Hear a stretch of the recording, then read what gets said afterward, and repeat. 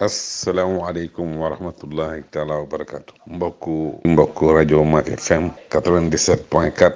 maa ngi nuyu ñëpp di balu ak ñëpp di leen bal ak di ñaan suñu borom mu boole ñu bal di ñaan suñu message it fekk ñëpp ci jàmm. xam naa li tax panel bi xaw a wéet tuuti comme chaque changement de sujet rek début bi xam naa gars yi dañuy yeeru ko dugg rek pour ñu xëcc seenu yat commencé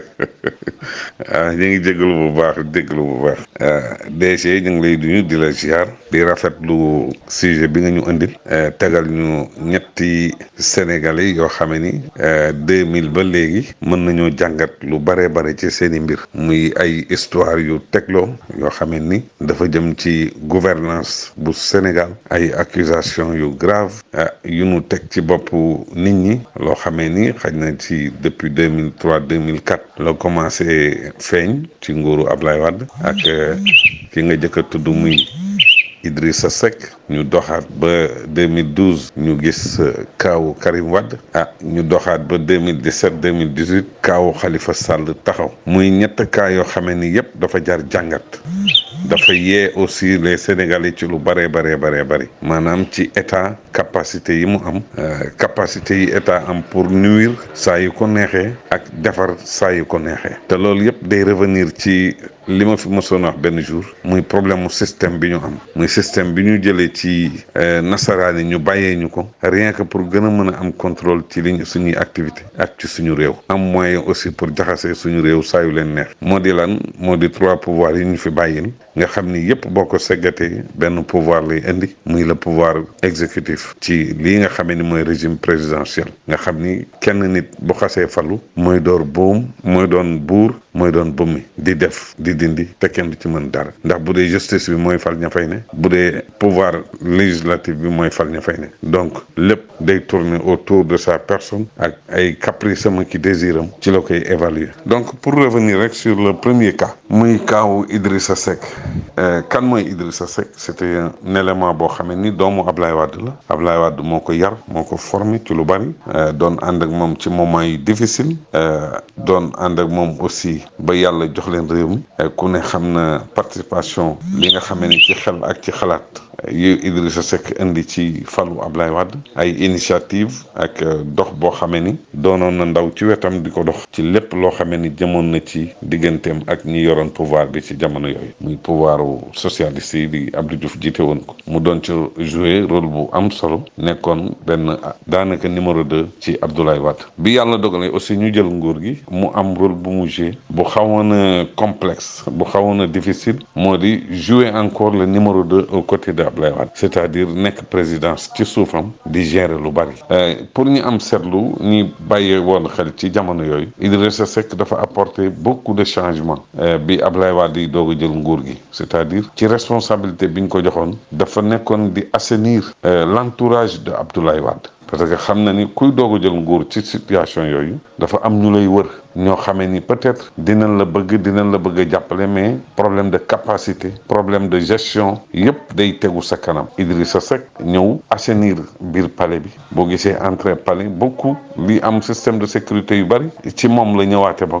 mu dem secrétariat général am yu bari yu mu doon commencé doxal autour de Abdoulaye Wade sur le plan administratif mais aussi am beneen complicité ak les ténors du PS yi nga xam ne ñoo doon doog a bàyyi réew mi maanaam loolu lépp lu mu ci jublu woon ci ñi ko xam moo doon jàng administration ci gestion bi ni mu demee woon ci xam nga transition bi foofu day xaw a métti jóge ni alternance ñëwee noonu la passage bi di xaw a méttee pour kuy doog a jël nguur gi donc il fallait consulter ñu bari ñoo xamee ni ay kàngam lañ ci biir parti socialiste doonoon ay kàngam ci administration pour ñu mën leen a gunge rôle boobu yëpp Idrissa Seck du ko jouer am na lu mu ci jouer avec la complicité de Tanor aussitôt parce que Tanor détenait beaucoup de secrets de l'administration beaucoup de secrets du régime de Abdou Diouf surtout après le départ de Jean Collin ndax lu ci bari yaakaar naa bureau Jean Collin bañ ko tëjee façon tëj bañ ko tëjoon Tanor était le seul à avoir les clés pour mën a dugg ci bureau boobu yooyu nga xam ni y a beaucoup de secrets d'État yoo xam ni moom rek moo ko yoroon donc ci kaw loolu pour ne pas taxaw foofu lu yàgg Idrissa Seck ñëw avec ses changements avec ses règles yoo xam ni ci lépp li mu ci doon def moo doon fexe ba ñu bari mën a bàyyi Ablaye Wade mu liggéey réew mi mais sur le plan politique ñuy yem ci moom c'est-à-dire tey la mu leen yàggoon a wax di ko gën a créer problème ba ñu comploter ko contre Abdoulaye Wade moo di dafa indi ay règles yu bees ci biir parti bi indi ko ci biir présidence moo di il n'était plus permis à tout le monde à toute heure chaque instant ñu ñëw ci biir palais bi di seet Abdoulaye Wade loolu créer ko problème majeur beneen bi moo di mu ni waa parti bi si vous avez besoin de quelque chose boo xamee ni dafa jëm ci administration jëm ci doxalinu réew mi mën nañoo organiser audience mais bu dee sur le plan politique lépp loo xamee ni day dugg ci palais bi jëm ci Abdoulaye Wade mën nañoo yem ci secrétariat général c'est-à-dire mën nañoo yem ci Idrissa Seck moom mu jàllale ko ci Abdoulaye Wade comme il jouait le rôle de numéro 2 loolu nag indi ay frustration yu bare ñaari décision yooyu maanaam sur le plan administratif ak sur le plan politique indi ay frustration yu bari ci biir parti bi ñu ni nag ngóor si léegi dafa bëgg a taxaw suñu diggante ak Abdoulaye Wade ba tax na kon nañ ko fexeel nu ñu ko génnee palais bi complètement foofu la ay jóg nag am ci kàngamu PDS ñu fexe ba jëlee Idrissa Seck ci biir palais bi yóbbu ko primature moom it ci kaw loolu xam naa ak erreur yi mu ci def moo di fexe ba jëlee primature fi mu nekkoon ci building administratif jël maison militaire def ko primature te boobu ba léegi fa la des ci jamono yooyu la def primature ci maison militaire léegi nag ña ko doon xeex ña doon créer ay problème am buntu nag buñ ko ni Ablaye Wade voilà yow yaa ngi créer yaa ngi toog ci biir palais bi Idrissa Seck mu nga créer fële ab palais dégg nga maam di recevoir di comploter di préparer les autres ci loo xamee ni yow doo ci xam dara foofee lañ commencé indi ni dafa am benn doublure de présidence de la République indi nag ay problème au sommet de l'État foofu la jaxase bi commencé ak Abdoulaye Wade mu tombé juste nag avec les travaux des chantiers de Thiès am na yu bari yu ma ci mën a détailler mais je me réserve bañ cee dugg pour éviter mu gën a gudd mais foofu la coow li commencé ñu commencé problème bi am au sommet de l'État entre Idi Ablaye Wade ba Ablaye Wade basé wu ci nag ci complot boobu ak la coow li bari ñu commencé dal ci kaw Idrissa Seck dal boobu nag ça lui a coûté cher mooy accusation yooyu après les travaux de Thiès ku ne xam na ni fête d'indépendance bañ fa bëggoon a def sax dañ ko mujj déplacé travaux yi ñu arrêté ko lépp mu commencé nag doon ab xeex comme Idi moom il est dur dans ses principes taxaw lank ni yooyu yëpp du ci mës a mettre à genoux pour dellu ci gannaaw tendance boobu créé wu ba ñu commencé génn ci procédure judiciaire ba niñ ko arrêté ma dem ci beneen son asalaamaaleykum wa rahmatullahi taala wa barakatu mbokku panel bi mbokku rajo Mak FM 97.4 maa ngi nuyu ñëpp di balu ak ñëpp di leen bal ak di ñaan suñu borom mu boole ñu bal di ñaan suñu message it fekk ñëpp ci jàmm xam naa li tax panel bi xaw a wét tuuti comme chaque changement de sujet rek début bi xam naa gars yi dañuy yeeru ko dugg rek pour ñu xëcc seenu yat commencé ñu ngi jégalu bu baax DG ñu ngi lay nuyu di la ziar di rafetlu sujet bi nga ñu indil tegal ñu ñetti sénégalais yoo xame ni 2000 ba léegi mën nañoo jàngat lu bare ci seeni mbir muy ay histoire yu tegloo yoo xame ni dafa jëm ci gouvernance bu Sénégal ay accusation yu grave yu nu teg ci boppu nit ñi loo xamee ni xaj na ci depuis 2003 2004 la commencé feeñ ci nguuru Ablaye Wade ak ki nga jëkk a tudd muy Idrissa Seck ñu doxaat ba 2012 ñu gis kaawu Karim Wade ñu doxaat ba 2017 2018 kaawu Khalifa Sall taxaw muy ñett kaa yoo xamee ni yépp dafa jar jàngat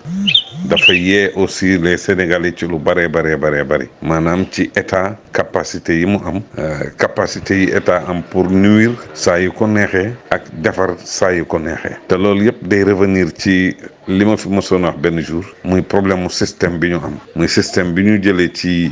nasaraan yi ñu bàyyee ñu ko rien que pour gën a mën a am contrôle ci suñuy activité ak ci suñu réew am moyen aussi pour jaxasee suñu réew saa yu leen neex moo di lan moo di 3 pouvoirs yi ñu fi bàyyil nga xam ni yëpp boo ko seggatee benn pouvoir lay indi muy le pouvoir exécutif ci lii nga xamee ni mooy régime présidentiel nga xam ni kenn nit bu xasee falu mooy door boom mooy doon buur mooy doon bëmmi di def di dindi te kenn du ci mën dara ndax bu dee justice bi mooy fal ña fay ne bu dee pouvoir législatif bi mooy fal ña fay ne donc lépp day tourner autour de sa personne ak ay caprice am ki désiram ci la koy évaluer. Donc pour revenir rek sur le premier cas muy kaawu Idrissa Seck kan mooy Idrissa Seck c'était un élément boo xamee ni doomu Ablaye Wade la Ablaye Wade moo ko yar moo ko formé ci lu bari doon ànd ak moom ci moment yu difficile doon ànd ak moom aussi ba yàlla jox leen réew mi ku ne xam na participation li nga xamee ni ci xel ak ci xalaat yu Idrissa Seck indi ci falu Ablaye Wade ay initiative ak dox boo xamee ni doonoon na ndaw ci wetam di ko dox ci lépp loo xamee ni jëmoon na ci digganteem ak ñi yoroon pouvoir bi ci jamono yooyu muy pouvoiru socialiste yi di Abdou Diouf jiite woon ko mu doon ci jouer rôle bu am solo nekkoon benn daanaka numéro 2 ci Abdoulaye Wade bi yàlla dogalee aussi ñu jël nguur gi mu am rôle bu mu jouer bu xawoon a complexe bu xawoon a difficile moo di jouer encore le numéro 2 aux côtés de Abdoulaye Wade c'est-à-dire nekk présidence ci suufam di gérer lu bari pour ñu am seetlu ñi bàyyee woon xel ci jamono yooyu Idrissa Seck dafa apporter beaucoup de changements bi Abdoulaye Wade yi doog a jël nguur gi c'est-à-dire ci responsabilité bi ñu ko joxoon dafa nekkoon di assainir l'entourage de Abdoulaye Wade parce que xam na ni kuy doog a jël nguur ci situation yooyu dafa am ñu lay wër ñoo xamee ni peut-être dinañ la bëgg a jàppale mais problème de capacité problème de gestion yépp day tegu sa kanam Idrissa Seck ñëw assainir biir palais bi boo gisee entrée palais beaucoup li am système de sécurité yu bari ci moom la ñëwaate ba mu dem secrétariat général am yu bari yu mu doon commencé doxal autour de Abdoulaye Wade sur le plan administratif mais aussi am beneen complicité ak les ténors du PS yi nga xam ne ñoo doon doog a bàyyi réew mi maanaam loolu lépp lu mu ci jublu woon ci ñi ko xam moo doon jàng administration ci gestion bi ni mu demee woon ci xam nga transition bi foofu day xaw a métti jóge ni alternance ñëwee noonu la passage bi di xaw a méttee pour kuy doog a jël nguur gi donc il fallait consulter ñu bari ñoo xamee ni ay kàngam lañ ci biir parti socialiste doonoon ay kàngam ci administration pour ñu mën leen a gunge rôle boobu yëpp Idrissa Seck du ko jouer am na lu mu ci jouer avec la complicité de Tanor aussitôt parce que Tanor détenait beaucoup de secrets de l'administration beaucoup de secrets du régime de Abdou Diouf surtout après le départ de Jean Collin ndax lu ci bari yaakaar naa bureau Jean Collin bañ ko tëjee façon tëj bañ ko tëjoon Tanor était le seul à avoir les clés pour mën a dugg ci bureau boobu yooyu nga xam ni y a beaucoup de secrets d'État yoo xam ni moom rek moo ko yoroon donc ci kaw loolu pour ne pas taxaw foofu lu yàgg Idrissa Seck ñëw avec ses changements avec ses règles yoo xam ni ci lépp li mu ci doon def moo doon fexe ba ñu bari mën a bàyyi Ablaye Wade mu liggéey réew mi mais sur le plan politique ñuy yem ci moom c'est-à-dire tey la mu leen yàggoon a wax di ko gën a créer problème ba ñu comploter ko contre Abdoulaye Wade moo di dafa indi ay règles yu bees ci biir parti bi indi ko ci biir présidence moo di il n'était plus permis à tout le monde à toute heure chaque instant ñu ñëw ci biir palais bi di seet Abdoulaye Wade loolu créer ko problème majeur beneen bi moo di mu ni waa parti bi si vous avez besoin de quelque chose boo xamee ni dafa jëm ci administration jëm ci doxalinu réew mi mën nañoo organiser audience mais bu dee sur le plan politique lépp loo xamee ni day dugg ci palais bi jëm ci Abdoulaye Wade mën nañoo yem ci secrétariat général c'est-à-dire mën nañoo yem ci Idrissa Seck moom mu jàllale ko ci Abdoulaye Wade comme il jouait le rôle de numéro 2 loolu nag indi ay frustration yu bare ñaari décision yooyu maanaam sur le plan administratif ak sur le plan politique indi ay frustration yu bari ci biir parti bi ñu ni nag ngóor si léegi dafa bëgg a taxaw suñu diggante ak Abdoulaye Wade ba tax na kon nañ ko fexeel ni ñu ko génnee palais bi complètement foofu la ay jóg nag am ci kàngamu PDS ñu fexe ba jëlee Idrissa Seck ci biir palais bi yóbbu ko primature moom it ci kaw loolu xam naa ak erreur yi mu ci def moo di fexe ba jëlee primature fi mu nekkoon ci building administratif jël maison militaire def ko primature te boobu ba léegi fa la des ci jamono yooyu la def primature ci maison militaire léegi nag ña ko doon xeex ña doon créer ay problème am buntu nag buñ ko ni Ablaye Wade voilà yow yaa ngi créer yaa ngi toog ci biir palais bi Idrissa Seck mu nga créer fële ab palais dégg nga maam di recevoir di comploter di préparer les autres ci loo xamee ni yow doo ci xam dara foofee lañ commencé indi ni dafa am benn doublure de présidence de la République indi nag ay problème au sommet de l'État foofu la jaxase bi commencé ak Abdoulaye Wade mu tombé juste nag avec les travaux des chantiers de Thiès am na yu bari bari yu ma ci mën a détailler mais je me réserve bañ cee dugg pour éviter mu gën a gudd mais foofu la coow li commencé problème bi am au sommet de l'État entre Idi Ablaye Wade ba Ablaye Wade basé wu ci nag ci complot boobu ak la coow li bari ñu commencé dal ci kaw Idrissa Seck dal boobu nag ça lui a coûté cher mooy accusation yooyu après les travaux de Thiès ku ne xam na ni fête d'indépendance bañ fa bëggoon a def sax dañ ko mujj déplacé travaux yi ñu arrêté ko lépp mu commencé nag doon ab xeex comme Idi moom il est dur dans ses principes taxaw lank ni yooyu yëpp du ci mës a mettre à genoux pour dellu ci gannaaw tendance boobu créé wu ba ñu commencé génn ci procédure judiciaire ba niñ ko arrêté ma dem ci beneen son waaw sama gars yi kon ñu ñëwaat rek ci li nga xamee ni tey mooy beneen point bi DG soulevé muy le cas de Karim Wade le cas de Karim Wade ku ne xam na sur le plan politique ni mu demee Karim Wade il faut le reconnaître bi mu ñëwee ci wetu papaam commencé liggéey comme conseiller nit ñi xamuñu ko woon sax au niveau de la présidence parce qu'il passait inaperçu il faisait son boulot bu wàccee dem ñibbi benn caractère la ko nit ñi xamal moo xamee ni moo ko dimbali mooy il passait inaperçu c'est à la limite ñi nga xamee ni tey ñoo ko monté woon ba indi ko ci benn niveau bi mooy ñi créé woon la génération du concret indi benn statut bu ñu dugal ci biir PDS il faut reconnaître que loolu ça a joué beaucoup ci élection locale yi nga xamee ni moo amoon en 2009 bi ñu tegee programme ni génération du concret war na mën a yegg ci benn niveau pour gagner avec le PDS la mairie de Dakar foofu la calcul yi jëkko faussé parce que avec la mairie de Dakar il y avait déjà Pape Diop qui était le maire boo xamee ni tey mënoon na renouveler mandaam facilement avec la confiance des Dakarois et loolu yëpp mënoon na nekk ci biir PDS mais ils ont voulu jouer un rôle boo xamee ni da doon ñëw alors tegu ci kaw Pape Diop d'une manière ou d'une autre boo xamee ni vraiment nit ñi rafetlu woonu ko et puis ñi doon xeex aussi contre loolu muy contre Pape Diop contre Karim Wade ils ont utilisé slogan yooyu de bonne guerre et Khalifa Sall est venu gagner la mairie de Dakar donc pour revenir sur Karim Wade loolu yëpp bi mu amee ba mu occuper des postures yoo xamee ni postures yooyu dara mayu ko lu dul confiance bu papaam dem ba am ko ci moom par rapport aux autres qui l'entouraient parce que ku ne xam na ni état léeg-léeg da ngay dem ba maanaam Ablaye Wade vu tout ce qui s'est passé autour de lui dem na ba à un certain moment pour mu am confiance ba mën a dénkaane yenn niveau yi dafa am problème parce que nag il avait tout vu et tout entendu bi ñu demee léegi ba Karim Wade jàll 2012 li fa xew yëpp sentence yeeg ñu naan il veut faire remplacer par son fils utiliser ay slogan yoo xamee ni daanaka yooyu yëpp c'était préparé et fomenté par la France pour dégager Abdoulaye Wade. Ils ont utilisé les moyens les plus terribles, à commencer par les Bolloré, les Français, Abdoulaye Wade dàq l'armée française, bi mu indi chinois yi changé Chine ak Taïwan et cetera yooyu yëpp c'est des coups yoo xamee ni tey moo retourné contre Abdoulaye Wade tey ana mouvement yeeg société civile beeg les autres xawma lan libéraux et cetera yi nga doon xam ni ay tur nga leen daa déggee ñu taxawoon di xeex Abdoulaye Wade naan mal gouvernance il voulait mettre son fils ceci il voulait faire de son fils patati patata ana ñu tey le pays est allé de Abdoulaye Wade à Macky Sall et le pays est allé en pire alors fu mu mujj léegi pour revenir sur les accusations de Karim Wade aussitôt après 2012 benn objectif la Macky Sall amoon et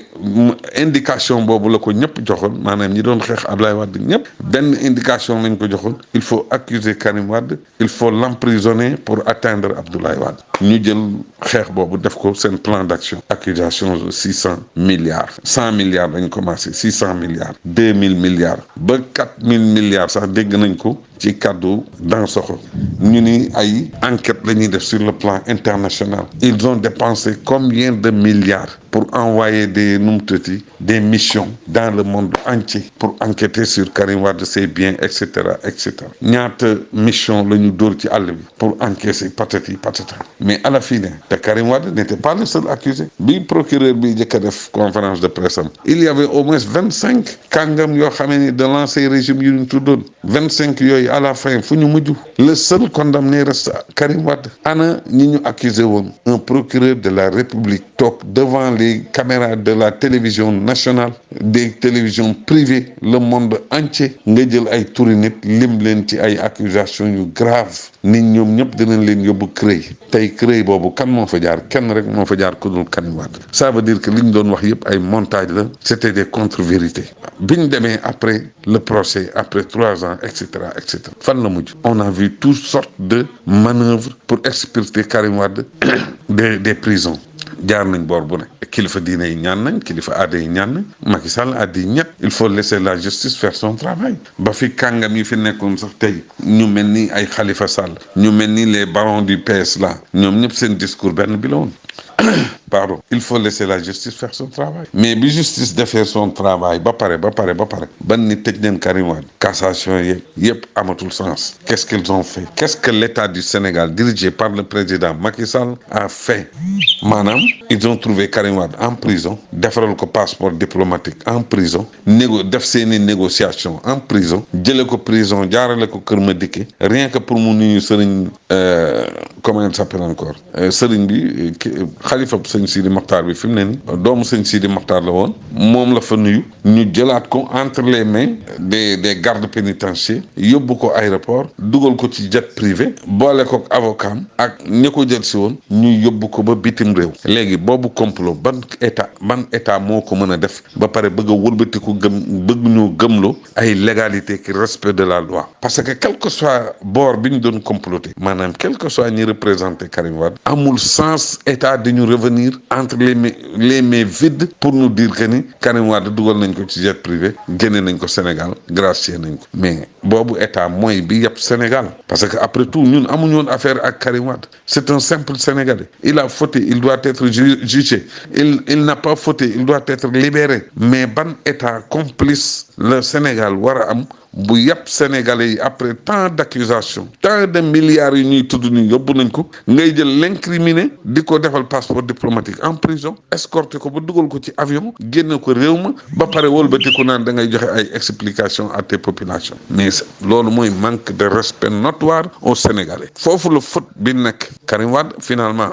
ku koy accuser de dara comme état bi setal na ko de cette manière on n'a jamais vu dans le monde un prisonnier sortir de prison escorté et mis à la disposition d'un vol privé comme ça ban façon deal la ban façon complot la mais ça c'est respect manquer de respect aux Sénégalais kon léegi lu ñuy waxati Karim Wade mën nañ ko teg ci suuf ndax kenn dootu leen gëm ça veut dire que liñ doon wax yëpp du début jusqu'à la fin ñin ci limoon ñëpp dugal leen ci génne nañ leen ci ba ñu set génne nañ ci Karim Wade ba ñu set ñoom ñoo jëkk a setal Karim Wade donc il faut l'accepter pour revenir sur les 25 accusés yi procureur bi doon ku mel ni Ablaye Baldé qu'est-ce qu'il a déclaré bi ñu ko woowee ñaari yoon di dalee ni man je ne suis pas Karim Wade qui s'est laissé ligoter comme ça man duma Karim Wade mi nga xamee ni da leen a bàyyi ngeen di takk loxo ma ki tànkam di ko dugal prison je ne suis pas comme lui mais fan la mujjul fenn ça veut dire que Baldé a eu raison sur eux donc mbokk yi lii moo am ci cas bi la kon nañu revenir à de meilleurs sentiments pour xam ni ñun état comploteur la ñu yor pas ni ñoom ñi ñuy accuser ñoo def ay erreurs ma ñëw ci 3e point bi di jégalu bon maintenant damay jégalu rek ci guddaay bi parce que ils ont touché des points yoo xam ne gis nga ñi ci am xam-xam ñi ci xam dara nañ génn wax ko parce que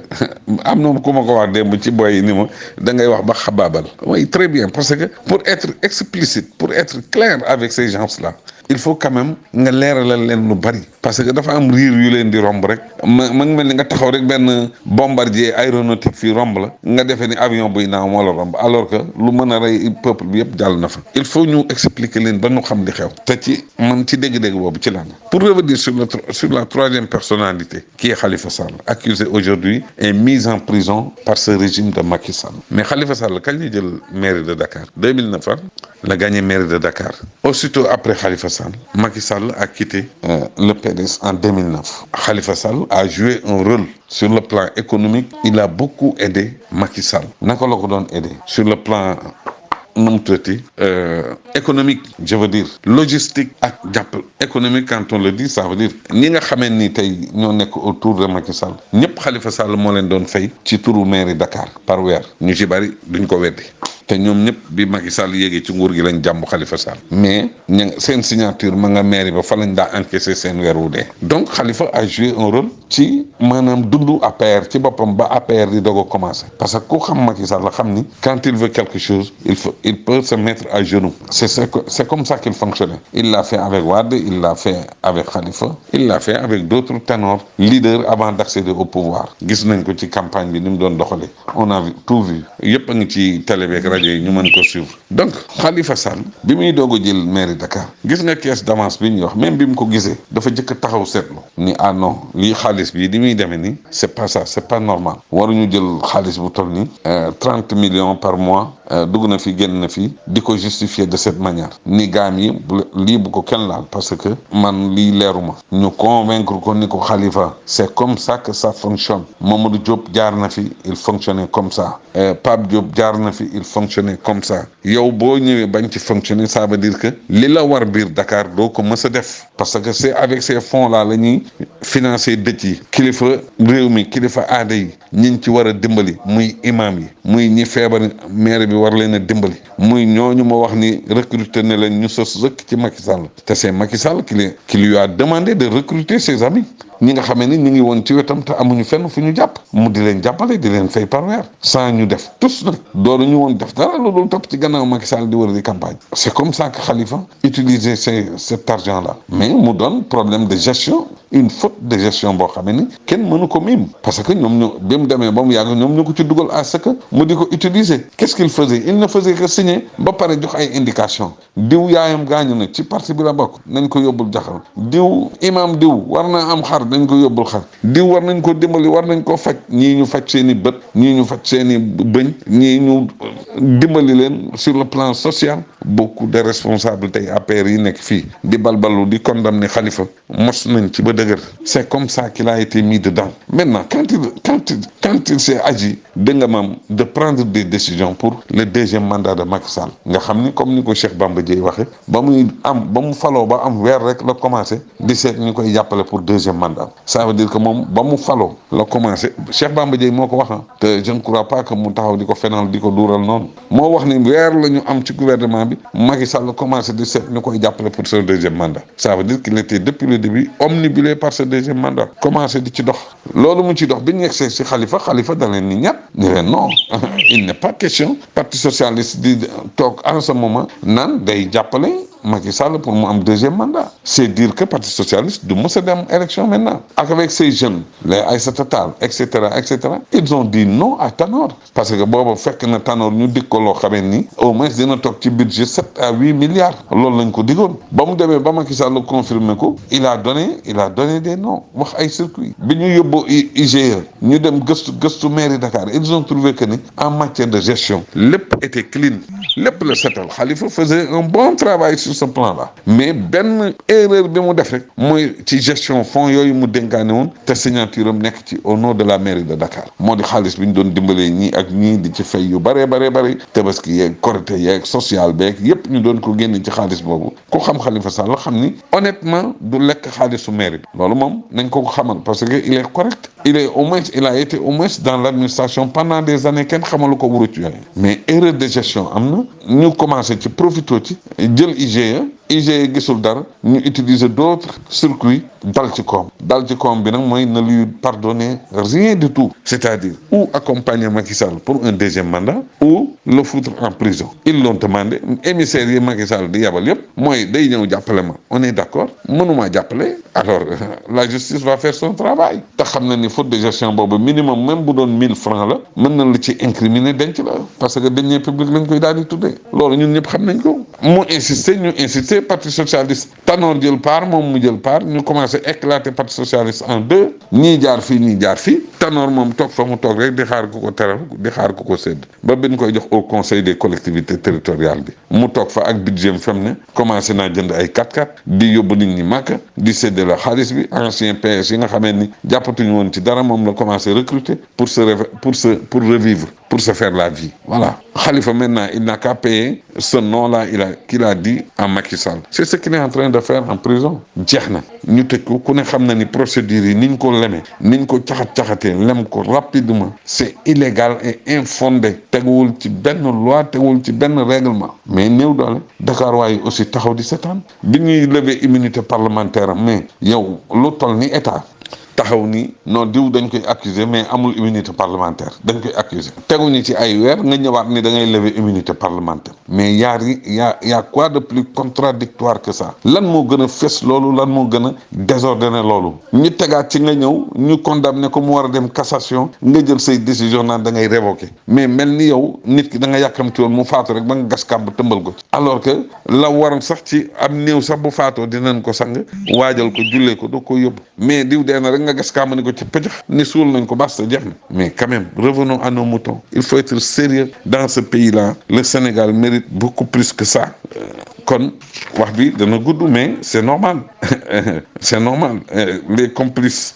il faut quand même ñu ràññee ni gis nga avec ce régime de Macky Sall c'est le régime socialiste qui est encore de retour les mêmes effets les mêmes faits du matay arrogance jaay doole moom la fi Abdou Diouf nekkee woon loolu la ñu defaat ci bopp Macky Sall te xam na ñi ko def ci boppam mooy ñi ko wër muy Abdou Diouf Tanor et cetera il n'est entouré et conseillé que par des socialistes de 1960